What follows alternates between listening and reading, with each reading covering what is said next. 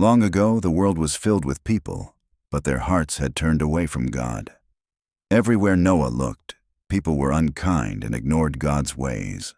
God saw the wickedness of the world and felt deeply saddened. He decided to start over, but there was one man who still loved and obeyed him: Noah. God spoke to Noah and said, "Noah, I am going to send a great flood to wash away all the evil, but I have chosen you and your family because you have been faithful. Build an ark, a big boat, to keep you, your family, and the animals safe."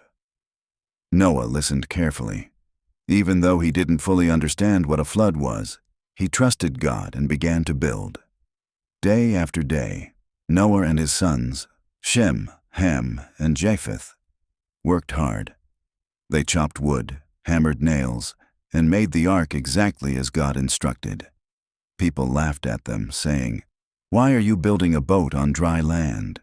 But Noah patiently answered, "God has spoken. A great flood is coming." The mocking didn't stop Noah.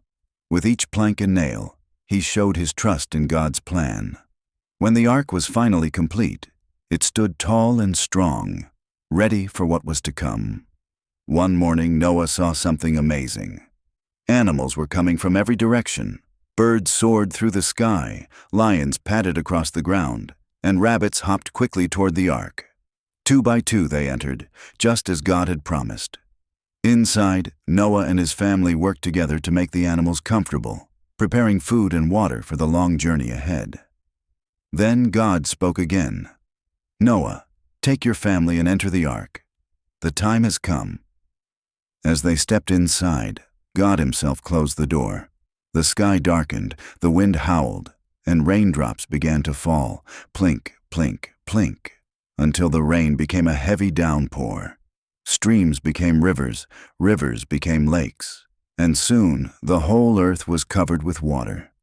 Even the tallest mountains disappeared under the waves. But inside the ark, Noah's family and the animals were safe. They cared for the creatures, prayed together, and trusted God as the storm raged outside. For 40 days and 40 nights, the rain poured down, until at last the skies began to clear. The ark floated gently on the vast waters. Weeks passed. One day the ark came to rest on top of a mountain. Noah sent out a raven, then a dove, searching for dry land. At first, the dove returned with nothing, but later it came back carrying a fresh olive leaf. Hope had returned. When the dove didn't come back at all, Noah knew the earth was ready. God told Noah, "Come out of the ark, you and your family, and bring the animals with you." Stepping onto dry ground, the air felt fresh and clean. The animals bounded out joyfully, spreading across the new earth. Noah built an altar and offered thanks to God for his protection and love. Then, something marvelous happened. A brilliant, colorful rainbow stretched across the sky.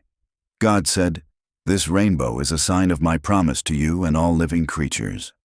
Never again will I flood the entire earth." Noah's heart swelled with gratitude.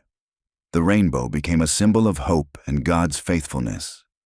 As Noah and his family began to rebuild their lives, they carried with them the joyful reminder that God always keeps his promises.